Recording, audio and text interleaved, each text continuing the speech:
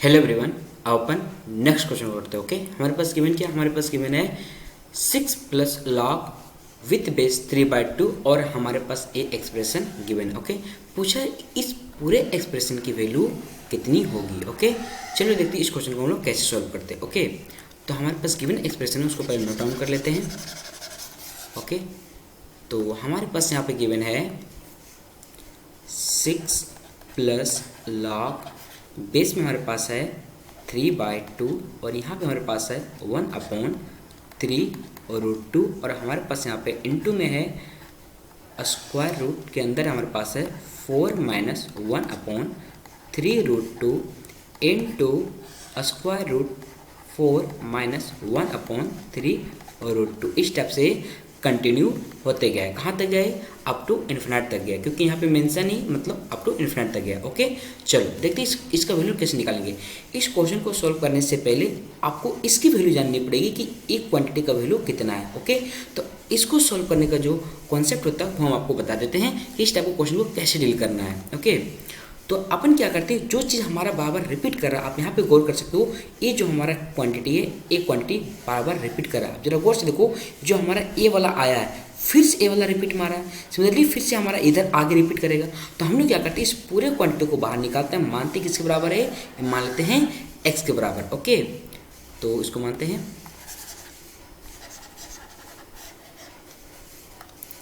पास है यहाँ पे अंडर रूट, जस्ट सेकेंड,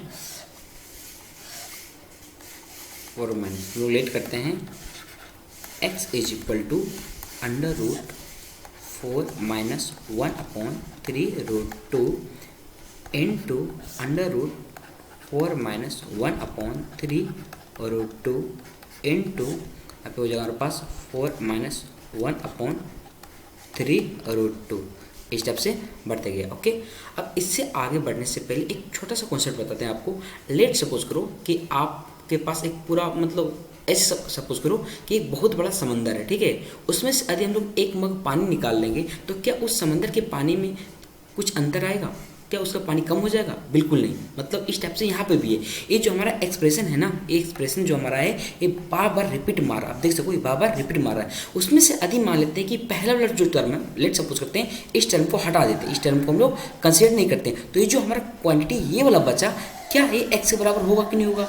ये भी एक्स के बराबर होगा। मीन्स हम ये कहना चाह रहे हैं इस पूरे इनफाइनाइट टर्म में यदि हम स्टार्टिंग वालों को कंसीडर नहीं करते तो बाकी जो बच गया ये भी हमारा एक्स के बराबर ही होगा। जैसे हम आपको बोले कि समुद्र में यदि हम एक मग पानी निकाल लेंगे तो उसके पानी में कोई भी अंतर नहीं होगा, ठीक उसी प्रकार से यहाँ पे भी। क्लियर? इसका मतलब ये हुआ कि हम लोग इस पूरे के जगह पे क्या लिख सकते हैं, एक्स लिख सकते हैं। तो हमारे पास यहाँ पे बन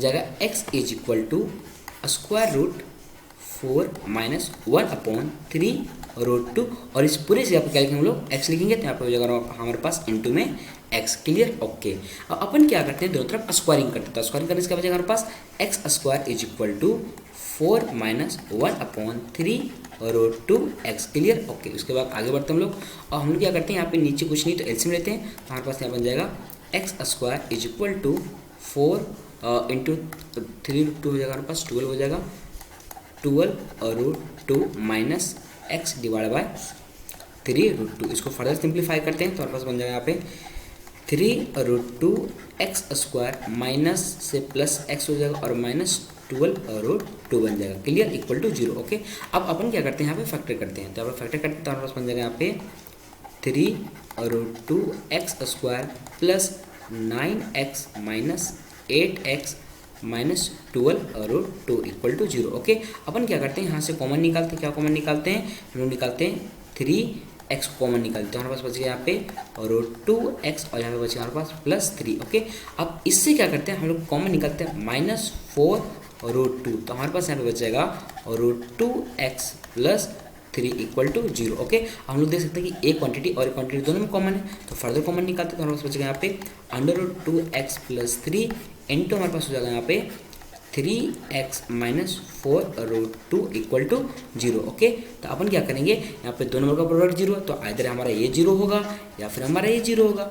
तो करते हैं 0, देखते क्या बनेगा हमारे पास बन जाएगा यहाँ पे 2 √x प्लस 3 इक्वल टू 0 और यहाँ पे जो हमारे पास 3x माइनस 4√2 इक्वल टू 0। तो यहाँ से हमारे पास हो जाएगा x is equal to 4√2 divide by 3, clear.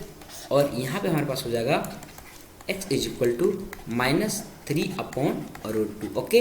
अब यहाँ पे आप लोग एक चीज़ गौर कर सकते हो कि क्या हम लोगों ने x इक्वल टू क्या माने हैं, हम लोग x इक्वल टू माने हैं, जस्ट अ सेकेंड,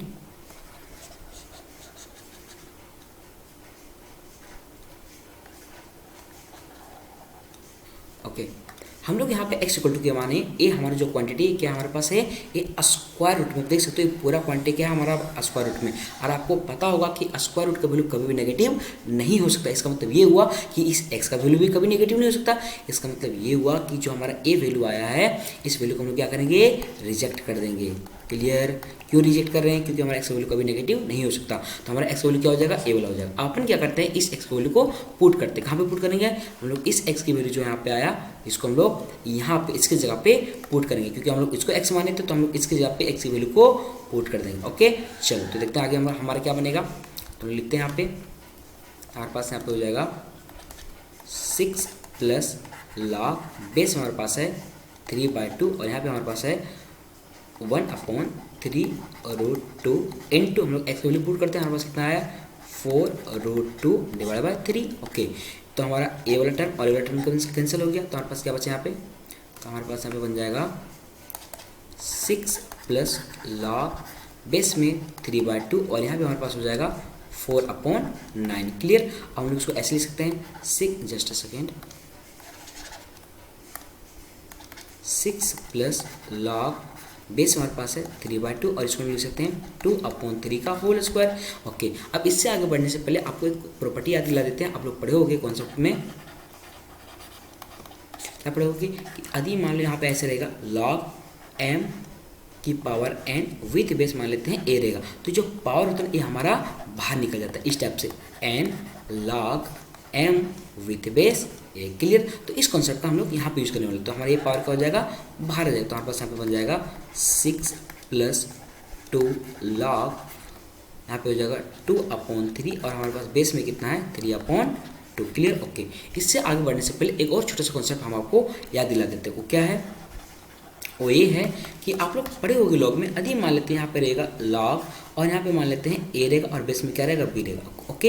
यदि ये दोनों का प्रोडक्ट मीन्स यदि मान लेते हैं a इंटू b करने से हमारा 1 आएगा, मतलब ये कि यदि ये दोनों को मल्टीप्लाई करने से यदि हमारा 1 आएगा, तो इसका जो आंसर होता है क्या होता है -1 होता है। फॉर एग्जाम्पल हम लेते हैं इस टाइप से, यदि मान लेते हैं आपके पास ऐसा रहेगा, लॉग लेते हैं, यहाँ पे मान लेते रहेगा आपके पास 2 - √3 और यहाँ पे रहेगा आपके पास बेस में 2 प्लस √3, ओके। अब अपन क्या करो, एक क्वांटिटी को 2 - √3 इंटू 2 प्लस √3 करते, तो क्या कितना बनता है हमारे पास बन जाएगा यहाँ पे 4 - 3 इक्वल टू आ गया हमारे पास 1। अब हम लोग यहाँ पे देख चुके हैं कि इसका और इसका प्रोडक्ट का वैल्यू कितना है हमारे पास 1 आया, इसका मतलब इसका जो आंसर होगा कितना हो जाएगा, ये -1 हो जाएगा। समझ में आ रही है हम क्या कहना चाह रहे हैं। एक और एग्जाम्पल लेते हैं, फॉर एग्जाम्पल एग्जाम्पल था आपका, ठीक है, एक और एग्जाम्पल लेते हैं ताकि आपको कॉन्सेप्ट क्लियर हो जाए। मान लेते हैं कि आपके पास ऐसा रहेगा log 1/a इंटू ए।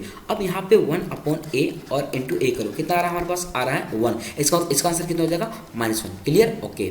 तो सिमिलरली यहाँ पे हम लोग देख सकते हैं कि जो हम लोग ए क्वांटिटी हमारा ए क्वांटिटी ये दोनों का यदि हम लोग मल्टीप्लाई करते हैं तो कितना बन रहा है, लेट्स सी हमारे पास कितना है 2/3 इंटू 3/2 इक्वल टू कितना आ गया 1। अच्छा, ये दोनों को जब मल्टीप्लाई करने से हमारा 1 आ गया, इसका मतलब इस पूरे लॉग का वैल्यू कितना हो जाएगा -1 हो जाएगा। इसका मतलब ये हो जाएगा हमारे पास 6 प्लस 2 इंटू -1 इक्वल टू हमारा कितना हो जाएगा यहाँ पे 6 - 2 इक्वल टू कितना हो जाएगा हमारे पास 4। So this is our final answer. देखते हैं हमारा कौन सा ऑप्शन करेक्ट है, ओके।